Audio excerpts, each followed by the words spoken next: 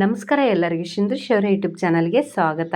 ಇವತ್ತಿನ ವಿಡಿಯೋದಲ್ಲಿ ರಘು ಮೀನಿನಿಂದ 2 ಥರ ರೆಸಿಪಿಗಳನ್ನ ಮಾಡಿ ತೋರಿಸ್ತಾ ಇರೋದು. ದಯವಿಟ್ಟು ಈ ವಿಡಿಯೋನ ನೀವು ಸ್ಕಿಪ್ ಮಾಡದೆ ಕೊನೆ ತನಕ ನೋಡಿ, ಲೈಕ್ ಕೊಡೋದು ಮಾತ್ರ ಮರಿಬೇಡಿ. ಮೊದಲನೇ ರೆಸಿಪಿ ಏನಂತಂದರೆ ಮೀನು ಸಾಂಬಾರು ಮಾಡೋದು ಹೇಗೆ ಅಂತೇಳಿ ತಿಳಿಸ್ಕೊಡ್ತಾ ಇದ್ದೀನಿ. ಅದಾದಮೇಲೆ ಮೀನು ಕಬಾಬ್ ಮಾಡೋದು ಹೇಗೆ ಅಂತೇಳಿ ತಿಳಿಸ್ಕೊಡ್ತಾ ಇದ್ದೀನಿ. ದಯವಿಟ್ಟು ಈ ವಿಡಿಯೋನ ನೀವು ಸ್ಕಿಪ್ ಮಾಡದೆ ಕೊನೆ ತನಕ ನೋಡಬೇಕು. ನಿಮ್ಮ ಫ್ಯಾಮಿಲಿ ಮೆಂಬರ್ಸ್ಗೆ, ಫ್ರೆಂಡ್ಸ್ಗೆಲ್ಲ ಶೇರ್ ಮಾಡಿ. ಆದಷ್ಟು ದಯವಿಟ್ಟು ಈ ವಿಡಿಯೋನ ನೀವು ಸ್ಕಿಪ್ ಮಾಡದೆ ಕೊನೆ ತನಕ ನೋಡಿ. ಒಂದು 2.5 kg ಅಷ್ಟು ಮೀನು ತೊಗೊಂಡು ಬಂದಿರೋದು, ಅದು ರಘು ಮೀನು. ಇದನ್ನು ನಾನು ಫಸ್ಟು ಕವರ್ ಓಪನ್ ಮಾಡಿಬಿಟ್ಟು ಪಾತ್ರೆಯಲ್ಲಾದ್ರೂ ಇಲ್ಲ ಬೇಸಿನಲ್ಲಾದರೂ ತೊಳಿಬೇಕು. ಹಾಗಾಗಿ ನಾನು ಬೇಸಿನ್ ತೊಗೊಂಡಿರೋದು. ಬೇಸಿನ್ ಒಳಗೆ ಹಾಕ್ಬಿಟ್ಟು ಚೆನ್ನಾಗಿ ವಾಶ್ ಮಾಡಬೇಕು. ಅಂದರೆ ಬ್ಲೆಡ್ ಎಲ್ಲ ಇರುತ್ತೆ ಮತ್ತು ವೇಸ್ಟೇಜಸ್ ಎಲ್ಲ ಇರುತ್ತೆ, ಅದೆಲ್ಲ ತೆಗಿಬೇಕು. ಅಂದರೆ ನಾವು ಸಿಂಗಲ್ ಒಂದೊಂದೇ ಪೀಸಸ್ ಎಲ್ಲ ತೊಗೊಂಡ್ಬಿಟ್ಟು ಇದೇ ಥರನೇ ವಾಶ್ ಮಾಡ್ಕೋಬೇಕು. ಹರಿಯೋ ನೀರಲ್ಲಿದ್ದರೆ, ಹರಿಯೋ ನೀರೇನೋ ಅವೈಲೇಬಲ್ ಮನೆ ಹತ್ರ ಇದ್ದರೆ ಅದರಲ್ಲಿನೂ ವಾಶ್ ಮಾಡಿ ಸಖತ್ತಾಗಿರುತ್ತೆ, ಒಳ್ಳೆ ಟೇಸ್ಟ್ ಬರುತ್ತೆ.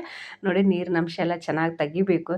ಸಾಂಬಾರು ಮಾಡಿದಾಗ ನೀರಿನಂಶ ಎಲ್ಲ ಇತ್ತಂತಂದರೆ ತೆಳುವಾಗ್ಬಿಡುತ್ತೆ ಸಾಂಬಾರು. ಹಾಗಾಗಿಬಿಟ್ಟು ಚೆನ್ನಾಗಿ ಜಾಲಿಸ್ಬೇಕು. ಚೆನ್ನಾಗಿ ನೀರಿನಂಶ ಎಲ್ಲ ತೆಗೆದ್ಬಿಟ್ಟು ನಾವು ಸೈಡ್ ಎತ್ತಿಟ್ಬಿಟ್ಟು ನೋಡಿ, ಅದಾದಮೇಲೆ ನಾನು ಮೀನನ್ನ ಫಸ್ಟ್ ವಾಶ್ ಮಾಡಿ ಸೈಡ್ ಎತ್ತಿಟ್ಟಾದಮೇಲೆ ನಾನು ಒಂದು ಅರ್ಧ ಗಂಟೆನ ನೆನೆಯಕ್ಕೆ ಬಿಡ್ತೀನಿ. ಇಷ್ಟು ಇಂಗ್ರೀಡಿಯೆಂಟ್ಸ್ಗಳು ಹಾಕ್ಬಿಟ್ಟು ಅದು ಯಾವುದು ಅಂತೇಳಿ ತೋರಿಸ್ತೀನಿ ಬನ್ನಿ. ನಾನು ಅರ್ಧ ಟೇಬಲ್ ಸ್ಪೂನಷ್ಟು ಅರಿಶಿನ ಪುಡಿ ತೊಗೊಂಡಿರೋದು, 1-2 ಟೇಬಲ್ ಸ್ಪೂನಷ್ಟು ಪುಡಿ ತೊಗೊಳ್ತಿರೋದು. ಅದಾದಮೇಲೆ ಒಂದು 4-5 ಟೇಬಲ್ ಸ್ಪೂನಷ್ಟು ಅಡುಗೆ ಎಣ್ಣೆ, ಇಷ್ಟನ್ನು ಹಾಕ್ಬಿಟ್ಟು ನೀಟಾಗಿ ಸ್ಪೂನ್ ಸಹಾಯದಿಂದನೇ ಇಲ್ಲ ಕೈಯಲ್ಲೇ ನೀವು ಇದೇ ಥರನೇ ಮಿಕ್ಸ್ ಮಾಡ್ಕೋಬೇಕು. ಮಿಕ್ಸ್ ಮಾಡ್ಕೊಂಡಾದ್ಮೇಲೆ ಒಂದೊಂದೇ ಮೀನಿಗೆ ನೀಟಾಗಿ ಇದೇ ಥರನೇ ಹಚ್ಬೇಕು, ಕೋಟಿಂಗ್ ಮಾಡ್ಬೇಕ್ರಿ.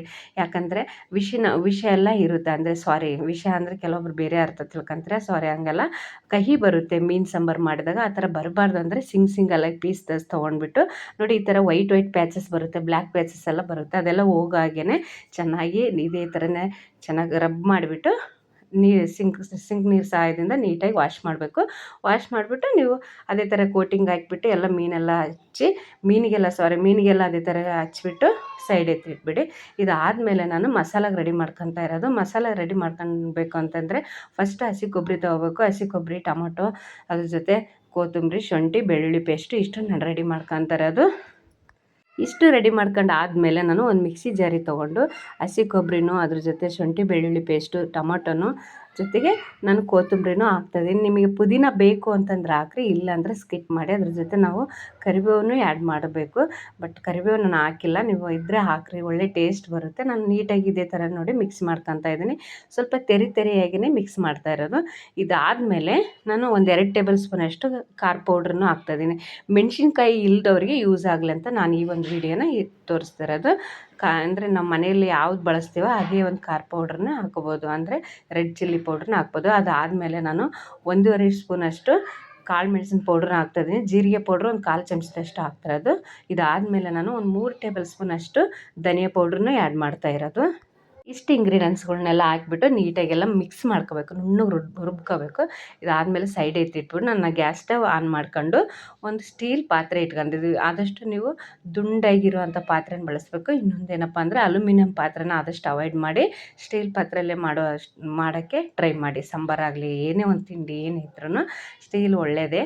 ಹಾಗಾಗಿಬಿಟ್ಟು ನೋಡಿ, ಇದಾದಮೇಲೆ ನಾನು ಒಂದು ಅರ್ಧ ಚಮಚದಷ್ಟು ಅಡುಗೆ ಎಣ್ಣೆ ಹಾಕಿ ಸ್ವಲ್ಪ ಸಾಸಿವೆನೂ ಹಾಕಿದ್ದೀನಿ, ಜೀರಿಗೆ ಹಾಕಿಲ್ಲ. ಯಾಕಂದರೆ ಜೀರಿಗೆ ಪೌಡ್ರ್ ಆಲ್ರೆಡಿ ನಾವು ಮಸಾಲಾಗೆ ಹಾಕಿದ್ದೀವಿ. ಹಾಗಾಗಿ ರುಬ್ಬಿಟ್ಟಿರೋಂಥ ಖಾರನೂ ಎಣ್ಣೆ ಒಳಗೆ ಹಾಕಿದ್ದೀನಿ, ಅಂದರೆ ಮಸಾಲನೂ ಎಣ್ಣೆ ಒಳಗೆ ಹಾಕಿದ್ದೀನಿ. ಅದಾದಮೇಲೆ ಒಂದು 5 ನಿಮಿಷ ಎಣ್ಣೆ ಒಳಗೆ ಚೆನ್ನಾಗಿ ಫ್ರೈ ಮಾಡಬೇಕು.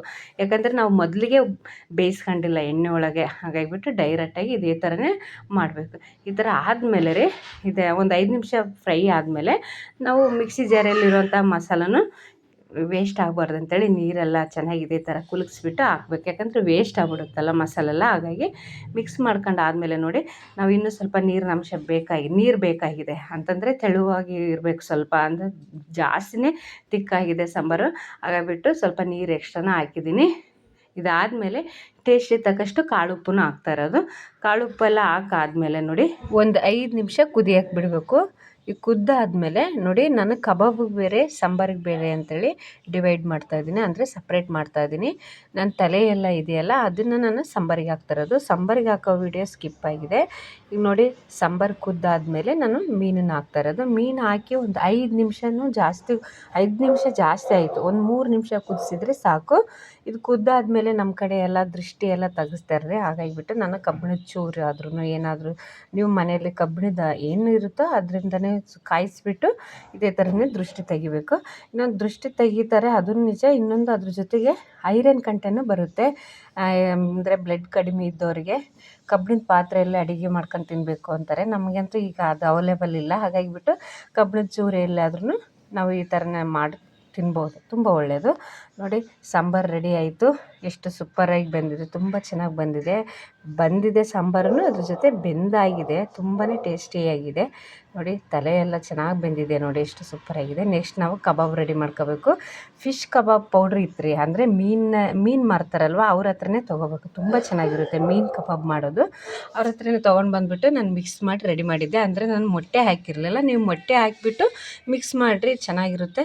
ನಾನು ಮೊಟ್ಟೆ ಹಾಕ್ದೇ ನಾನು ಡೈರೆಕ್ಟಾಗಿ ಸ್ವಲ್ಪ ನೀರು ಹಾಕಿಬಿಟ್ಟು ಮಿಕ್ಸ್ ಮಾಡಿ ರೆಡಿ ಮಾಡ್ಕೊಂಡಿದ್ದೆ. ನೋಡಿ ತವಾ ಫ್ರೈ ಮಾಡ್ತಾ ಇರೋದು, ಅಂದರೆ ಎಣ್ಣೆಲಿ ಹಾಕಿ ನಾನು ಫ್ರೈ ಮಾಡಿಲ್ಲ, ತುಂಬಾ ರುಚಿ ಬರುತ್ತೆ.